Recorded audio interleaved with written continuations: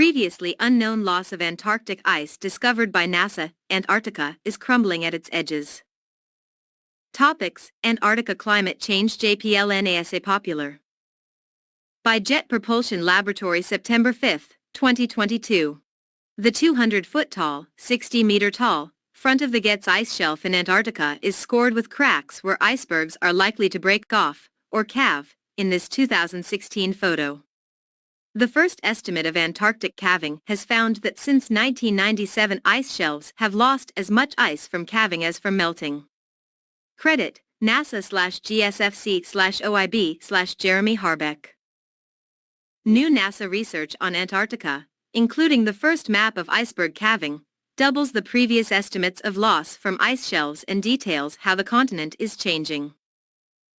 In forecasting global sea level rise, the greatest uncertainty is how Antarctica's ice loss will accelerate as the climate warms. Two studies led by researchers at NASA's Jet Propulsion Laboratory, JPL, in Southern California reveal unexpected new data about how the Antarctic ice sheet has been losing mass in recent decades. Antarctica is crumbling at its edges. Chad Green. One study, published recently in the journal Nature, maps how iceberg calving, the breaking off of ice from a glacier front, has changed the Antarctic coastline over the last 25 years. The scientists found that the edge of the ice sheet has been shedding icebergs faster than the ice can be replaced. This surprising finding doubles previous estimates of ice loss from the Antarctic's floating ice shelves since 1997, from 6 trillion to 12 trillion metric tons. Ice loss from calving has weakened the ice shelves, allowing Antarctic glaciers to flow more rapidly to the ocean and accelerating the rate of global sea level rise. The other study, published recently in the journal Earth System Science Data, shows in unprecedented detail how the thinning of Antarctic ice as ocean water melts it has spread from the continent's outward edges into its interior, almost doubling in the western parts of the ice sheet over the past decade. Combined, the complementary reports provide the most complete view yet of how the frozen continent is changing. Iceberg calving. Antarctica is crumbling at its edges, says JPL scientist Chad Green, lead author of the calving study. And when ice shelves dwindle and weaken, the continent's massive glaciers tend to speed up and increase the rate of global sea level rise. Most Antarctic glaciers flow to the ocean, where they end in floating ice shelves that are up to 2 miles, 3 kilometers, thick and 500 miles, 800 kilometers, across. Ice shelves act like buttresses to glaciers, keeping the ice from simply sliding into the ocean. When ice shelves are stable, they have a natural cycle of calving and replenishment that maintains their size fairly consistently over the long term. Changes in elevation of the Antarctic ice sheet from 1985 to 2021 are shown. Ice height diminishes, red, as the ice sheet melts by contact with ocean water. It rises, blue, where accumulation exceeds melting. Ice shelves are shown in gray. The missions that supplied data are listed at the bottom. Credit: NASA/JPL Caltech. However, in recent decades, the warming ocean has been destabilizing Antarctica's ice shelves by melting them from below, making them thinner and weaker.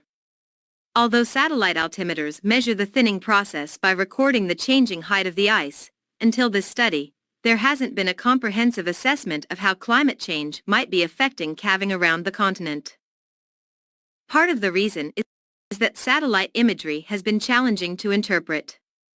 For example, you can imagine looking at a satellite image and trying to figure out the difference between a white iceberg, white ice shelf, white sea ice, and even a white cloud, said Green. That's always been a difficult task. But we now have enough data from multiple satellite sensors to see a clear picture of how Antarctica's coastline has evolved in recent years. For the new study, Green and his colleagues synthesized satellite imagery of the continent in visible, thermal infrared, heat, and radar wavelengths since 1997. Combining these measurements with an understanding of ice flow gained from an ongoing NASA glacier mapping project, they charted the edges of ice shelves around 30,000 linear miles, 50,000 kilometers, of the Antarctic coastline. Because losses from calving have outpaced natural ice shelf growth so greatly, the researchers think it's unlikely Antarctica can grow back to its pre-2000 extent by the end of this century. In fact, the findings suggest that greater losses can be expected. All of Antarctica's largest ice shelves appear to be headed for major calving events in the next 10 to 20 years.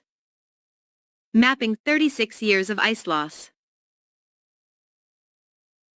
In the complementary study, JPL scientists combined almost 3 billion data points from 7 spaceborne altimetry instruments to produce the longest continuous data set on the changing height of the ice sheet, an indicator of ice loss, from as early as 1985.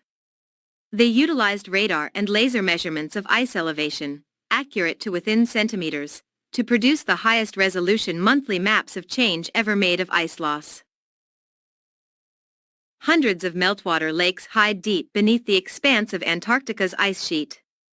With a powerful laser altimeter system in space, NASA's Ice Cloud and Land Elevation Satellite 2, ICESat-2, is helping scientists see under the ice.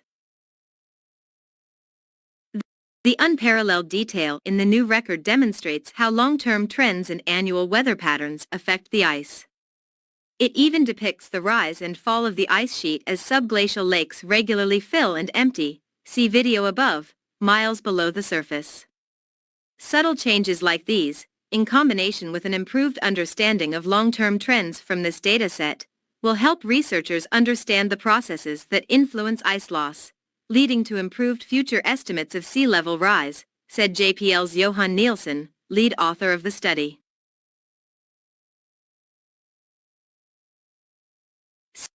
Synthesizing and analyzing the massive archives of measurements into a single, high-resolution data set took years of work and thousands of hours of computing time on NASA's servers. According to Nielsen, it was all worth it. Condensing the data into something more widely useful may bring us closer to the big breakthroughs we need to better understand our planet and to help prepare us for the future impacts of climate change.